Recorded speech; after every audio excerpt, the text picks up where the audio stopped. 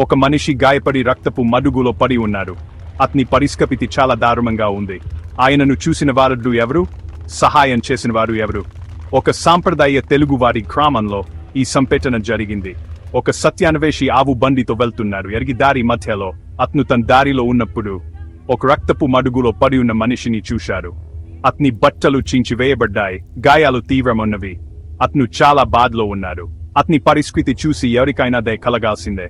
మొదటగా ఒక గర్భగుడి పూజారి అక్కడి గుండా వెళ్లారు. అతను ఆ మనిషిని చూసి ఒక క్షణం ఆగి ఆలోచించారు.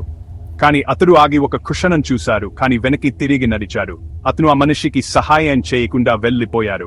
తర్వాత ఒక ఘనమంతుడు వ్యాపారి అక్కడికి వచ్చారు. అతను కూడా ఆ మనిషిని చూసి ఆగి ఆలోచించారు. అతడు కూడా చూడ్డానికే ఆగి వెళ్లిపోయారు. అతనికి ఆ మనిషి పట్ల కనికరం లేదు.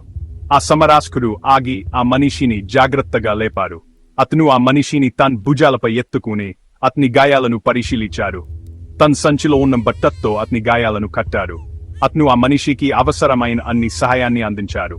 ఆ తరువాత అతన్ని తన బండిపై కూర్చోబెట్టి సమీపంలోని ఒక ఇంటికి తీసుకెళ్లారు.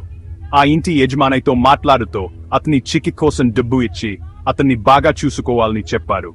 అతను ఆ ఇంటి యజమానికి డబ్బు ఇచ్చి ఆ మనిషిని బాగా చూసుకోవాలని చెప్పారు. అతను ఆ మనిషి ఆరోగ్యం పట్ల చాలా శ్రద్ధ చూపించారు. ఇప్పుడు యేసు తన శిష్యులతో మాట్లాడుతూ అడిగారు, నిజమైన పొరుగువారు ఎవరు?